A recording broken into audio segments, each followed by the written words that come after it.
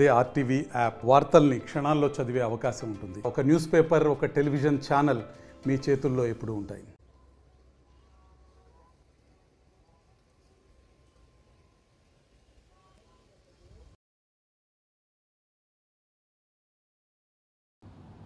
పాత్రికేయ పెద్దలకి, electronic media మిత్రులందరికీ సామాజిక ఉద్యమ నమస్కారాలు.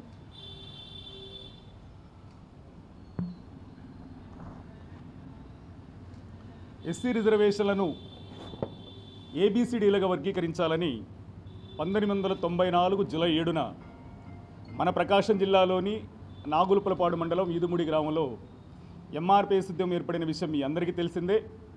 గత 30 సంవత్సరాలుగా ఎలక్ట్రానిక్ మీడియా పాత్రికేయ పెద్దలుగా మీరు ఉద్యమానికి అందించిన సహకారం కూడా మరోలేందుగా ఈ సందర్భంగా మీకు ప్రత్యేక ధన్యవాదాలు తెలియజేసుకుంటున్నాం. 94 జూలై 7న ఎంఆర్పిఎస్ ఉద్యమం ఏర్పడినప్పుడు మేము ఆ రోజు పెట్టుకోబడినటువంటి స్లోగన్ జనాభా దామాషా ప్రకారం ఎవరి వాటా వాళ్ళకి దక్కాలి అని. 94లో ఉద్యమం మొదలైతే ఆనాడుకు ముఖ్యమంత్రిగా గౌరవ నేటి ముఖ్యమంత్రి వర్యులు నారా చంద్రబాబు నాయుడు గారే ఆనాడు ముఖ్యమంత్రిగా ఉన్నారు. ఆనాడు జనాభా దామాషా ప్రకారం వర్గీకరణ జరగాలని, ఎవరి వాటా వాళ్ళకి దక్కాలని, దక్కితేనే 59 కులాలకు సామాజిక న్యాయం జరిగినట్టు అని చెప్పని మొదలుపెట్టిన ఉద్యమానికి గౌరవ చంద్రబాబు నాయుడు గారు కూడా మద్దతు తెలియజేస్తూ ఆనాడు ఎంఆర్పిఎస్ చేస్తున్న పోరాట ఫలితంగా 1996 సంవత్సరంలో ఎస్సీల వర్గీకరణ కోసం రామచంద్రరాజు కమిషన్ ఏర్పాటు చేయడం జరిగింది.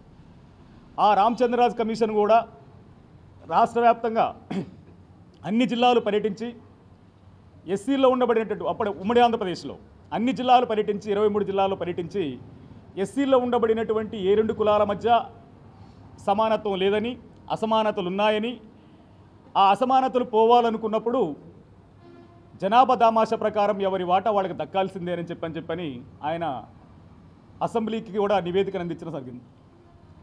రామచంద్రరాజు కమిషన్ నివేదికను ప్రామాణికంగా తీసుకోబడినటువంటి అప్పుడు చంద్రబాబు నాయుడు గారి ప్రభుత్వం 1997లోనే ఎస్సీ వర్గీకరణ చేయడం జరిగింది.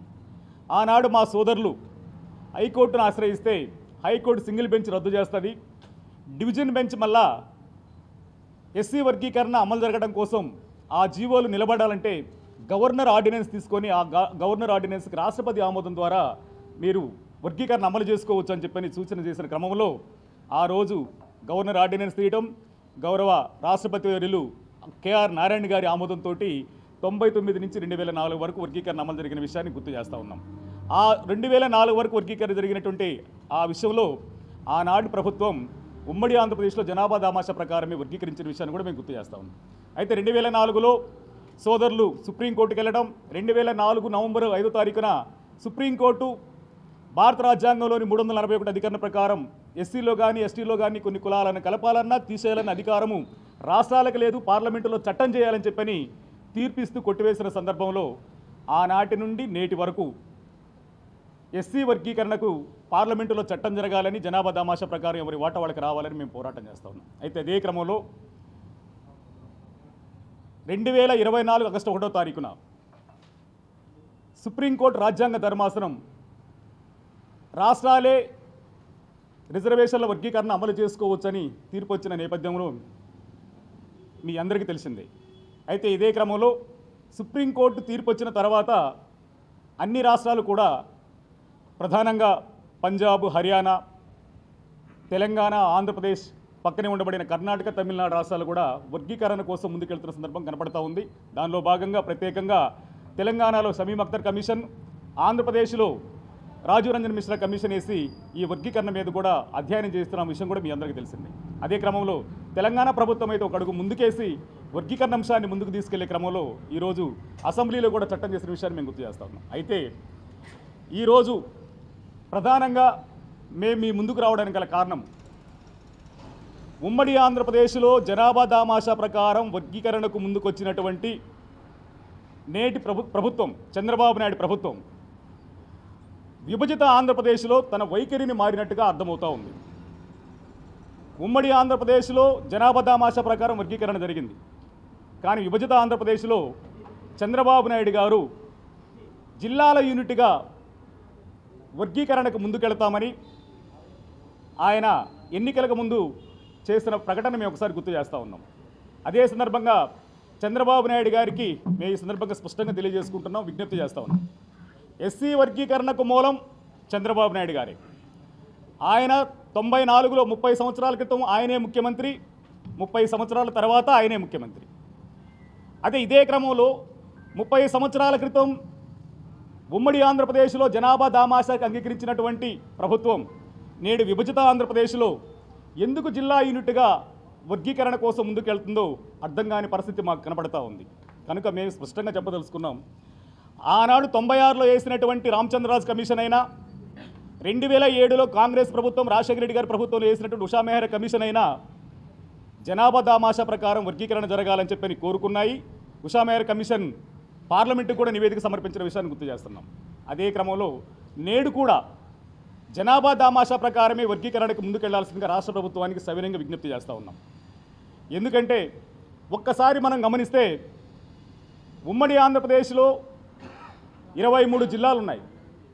23 జిల్లాల్లో దాదాపు 15 జిల్లాల్లో, అంటే తెలంగాణలో ఉండబడిన 10 జిల్లాలు, ఆంధ్రప్రదేశ్లో ఉండబడినటువంటి అనంతపురం, కర్నూలు, ప్రకాశం, గుంటూరు, కృష్ణా జిల్లాలు చూసుకుంటే 15 జిల్లాల్లో ఆనాడు మాదిగ సామాజిక వర్గం అదనంగా ఉంది. కానీ ఆనాడు అమలు జరిగినటువంటి రామచంద్రరాజు కమిషన్ సిఫార్సులకు అనుగుణంగా అమలు జరిగినటువంటి వర్గీకరణ ఒకసారి గమనిస్తే మనం 7% మాదిగలు, 6% మాలలు, 1% రెల్లి, 1% ఆది ఆంధ్ర ఆది ద్రావిడగా ఆ రోజు వర్గీకరణ జరిగింది. అంటే రెల్లికి 1%, మాదిగలకి 7%, మాలలకి 6%, ఆది ఆంధ్రకి ఆది ద్రావిడకి 1% ఆ రోజు జరిగింది. అంటే 15 జిల్లాల్లో వాస్తవానికి మాదిగ జనాభా ఎంత ఎక్కువ ఉన్నారు అని చెప్పి అనుకుంటే ఈ మధ్య కాలంలో తెలంగాణ ప్రభుత్వం వేసినటువంటి షమీమ్ అఖ్తర్ కమిషన్ కానీ ఒక్కసారి మనం దృష్టిలోకి తీసుకుంటే, ఆ షమీమ్ అఖ్తర్ కమిషన్ ఆధారం తీసుకుంటే అక్కడ బేడా బుడగ జంగాలుగా ఉన్నటువంటి బేడా బుడగ జంగాలతో పాటు కొన్ని ఉపకులాలను కలిపి 1,71,000 మందికి 1% గాను, 32 లక్షల పైచీలకు ఉండబడినటువంటి మాదిగలకి 9% గాను, మాలలతో పాటు మాలసాలే నేతగాని వర్గానికి సంబంధించిన వాళ్ళని 17 లక్షల చిల్లర ఉండబడినట్టు వాళ్ళకి 5% గాను అక్కడ షమీమ్ అఖ్తర్ కమిషను తన నివేదికను అంటే గ్రూప్ 1, గ్రూప్ 2, గ్రూప్ సిగా పొందుపరిచి అసెంబ్లీలో చట్టబద్ధత కల్పించిన విషయాన్ని కూడా గుర్తు చేస్తూ ఉన్నాం. అంటే ఒక మాటలో చెప్పాలంటే ఆనాడు జనాభా దామాషా ప్రకారంగా కాకుండా జిల్లా యూనిట్గా కానీ వర్గీకరణ జరిగి ఉన్నట్టయితే చంద్రబాబు నాయుడు గారు ఆనాడే జిల్లా వర్గీకరణ అని చెప్పి యూనిట్గా తీసుకొని వర్గీకరణ చేస్తామని అన్నట్టయితే దాదాపు 15 జిల్లాల్లో మాకు దాదాపు 9 నుంచి 10% రిజర్వేషన్లు రావడానికి అవకాశం ఉంది. కానీ ఆనాడు అన్ని కులాలకు సమానంగా జరగాలని చెప్పని రామచంద్రరాజు కమిషన్ ఇచ్చినటువంటి నివేదికను ఆధారంగా తీసుకొని సామాజిక న్యాయానికి కట్టుబడి ఉండాలన్న పేరు మీద మనం రాష్ట్ర వ్యాప్తంగా జనాభా దామాషా ప్రకారంకి కట్టుబడి ఉన్నాం. ఆ రోజు ఆ వర్గీకరణని ముందుకు తీసుకెళ్లే ప్రయత్నం మనం చేశాం. కానీ విభజిత ఆంధ్రప్రదేశ్లో ఎందుకు చంద్రబాబు నాయుడు గారు ఎవరి మెప్పు పొందడం కోసం, ఎవరిని తృప్తిపరచడం కోసం ఆయన జిల్లా యూనిట్ అంటున్నాడో మాకు అర్థం కాని పరిస్థితి ఉంది. అంటే మేము ఆంధ్రప్రదేశ్లో కూడా చాలా స్పష్టంగా చెప్పదలుచుకున్నాం. ఆంధ్రప్రదేశ్లో ఉండబడినటువంటి ఎస్సీల జనాభా ఒక్కసారి మనం పరిగణలోకి తీసుకుంటే 84 లక్షల మంది, 84,45,400 మంది ఎస్సీలు ఉన్నారు. ఈ 84,45,400 మందిలో మాలలు 40,43,101 మంది మాలలు, మాదిగలు 34,68,967 మంది మాదిగలు, ఇతరులు 9,33,332 మంది మిగిలిన సామాజిక వర్గాలు ఉన్నాయి.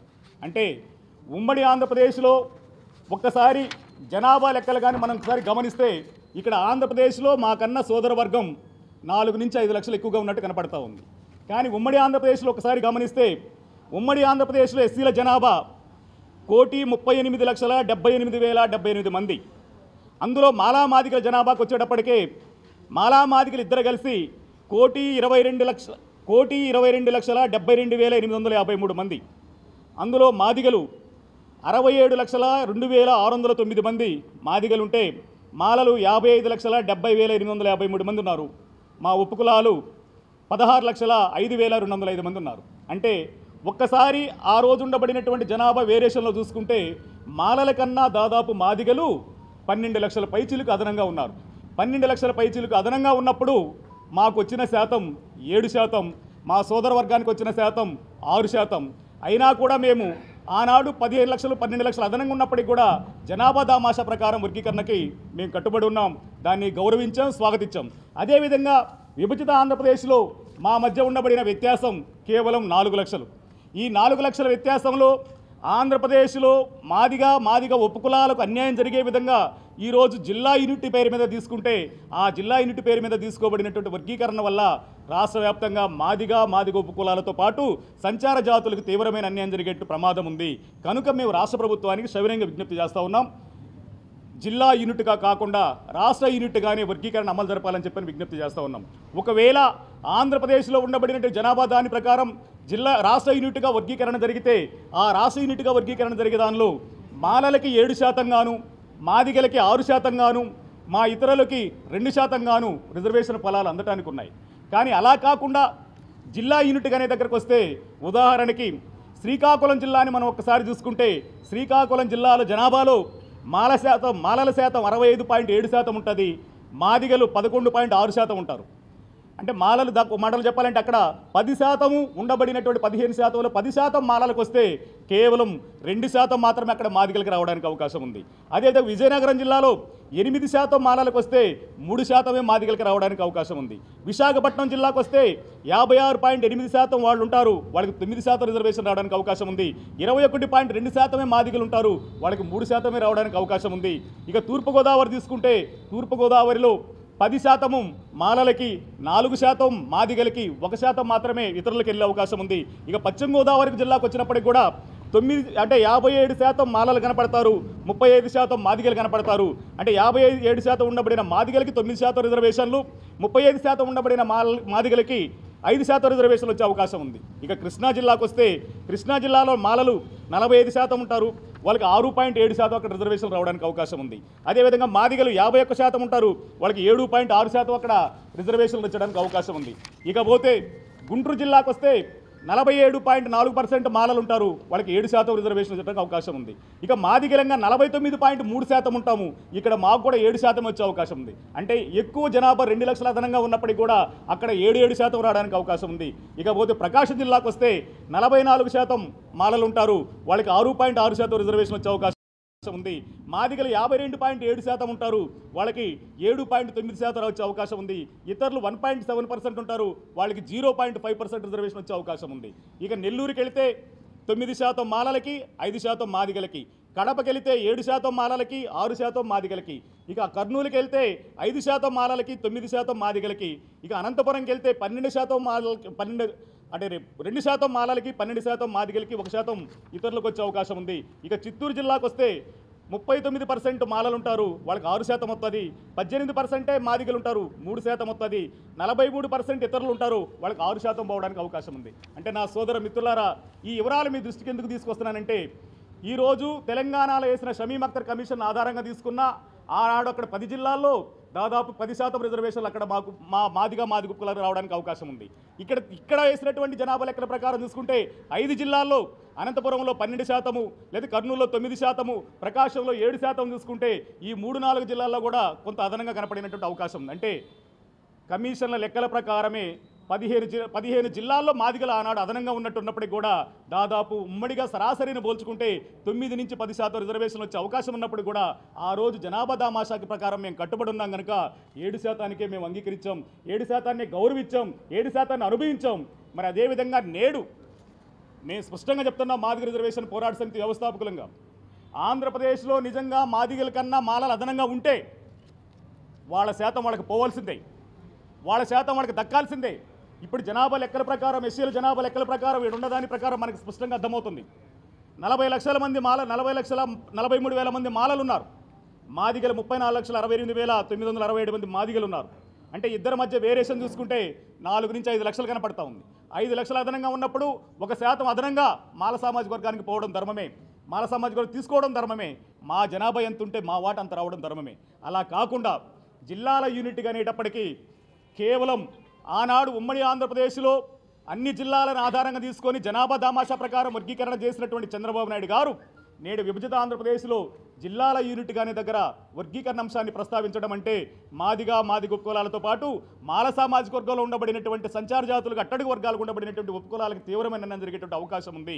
కనుక జిల్లా యూనిట్ అనే అంశాన్ని పునర్పరిశీలించాలని, పునరాలోచించాలని రాష్ట్ర వ్యాప్తంగా ఖచ్చితంగా జనాభా దామాషా ప్రకారం గతంలో ఏ విధంగా అయితే రామచంద్రరాజు కమిషన్ చెప్పిందో, గతంలో ఏ విధంగా అయితే ఉషా మేయర్ కమిషన్ చెప్పిందో, ఈరోజు షమీమ్ అఖ్తర్ కమిషను తెలంగాణ రాష్ట్రంలో ఏ విధంగా అయితే గ్రూప్ 1, గ్రూప్ 2, గ్రూప్ సిగా అన్ని ఎస్సీల్లో ఉండబడినటువంటి అత్యధిక వెనకబడిన కులాలను గ్రూప్ 1లో చేర్చి, గ్రూప్ 2లో మాదిగ ఉపకులాలను చేర్చి, గ్రూప్ 3లో మాల ఉపకులాలను చేర్చి ఏ విధంగా అయితే జనాభా దామాషా ప్రకారం వర్గీకరణ చేపట్టిందో ఆంధ్రప్రదేశ్లో కూడా ఆంధ్రప్రదేశ్ ప్రభుత్వం చంద్రబాబు నాయుడు గారే వర్గీకరణకు మూలం, చంద్రబాబు నాయుడు గారే వర్గీకరణ చేశారు, చంద్రబాబు నాయుడు గారే వర్గీకరణ కోసం ముందుకెళ్ళాడు, చంద్రబాబు నాయుడు గారే మళ్ళా ఈరోజు వర్గీకరణ అంశం మీద జిల్లా యూనిట్గా అంటే మా సామెత ఎలా అవుతుందంటే రాముడు స్నానానికి వెళ్తూ తన బాణాన్ని తన విల్లుని ఓ చోట పెట్టినప్పుడు ఆ విల్లు కింద కప్ప ఉంటుంది, ఆ కప్ప అరుస్తూ ఉంటుంది.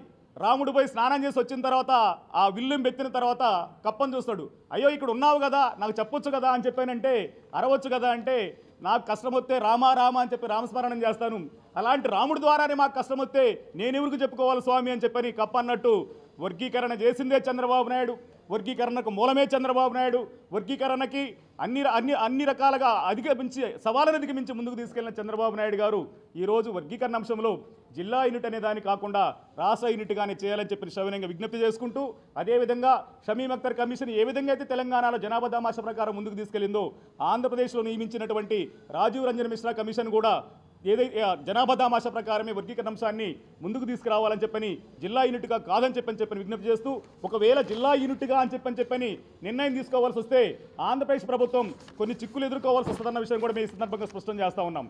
దానికి ఉదాహరణ 1973 సంవత్సరంలో ఆంధ్ర తెలంగాణలో ఉండబడినటువంటి తెలంగాణలో కొంత అసమానతలు గురవుతున్నామని చెప్పని తెలంగాణ ఉద్యమం వచ్చినప్పుడు ఆనాడు ఒక ప్రెసిడెన్షియల్ ఆర్డర్ ఒకటి వచ్చింది. రాజ్యాంగంలోని 371D అధికరణంతో ఒక చట్టం తీసుకొచ్చారు. ఆ చట్టం ప్రకారం ఆంధ్రప్రదేశ్లో ఉండబడినటువంటి అన్ని ప్రాంతాల్లో సమానంగా విద్యా ఉద్యోగాలు అందాలి, ఆ సమానంగా విద్యా ఉద్యోగాలు అందే విధంగా ముందుకెళ్లాలని చెప్పని ఒక ప్రెసిడెన్షియల్ ఆర్డర్ తీసుకొచ్చారు. అది 371Dగా ఈరోజు నమోదైంది.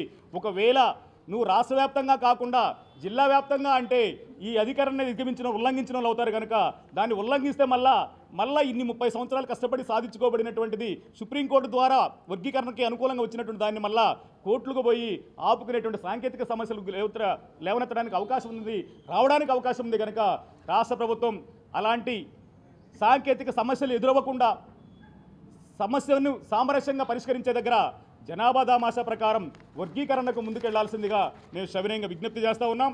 అదేవిధంగా మరొకసారి రాష్ట్ర ప్రభుత్వానికి మేము స్పష్టంగా చెప్తా ఉన్నాం, సుప్రీంకోర్టు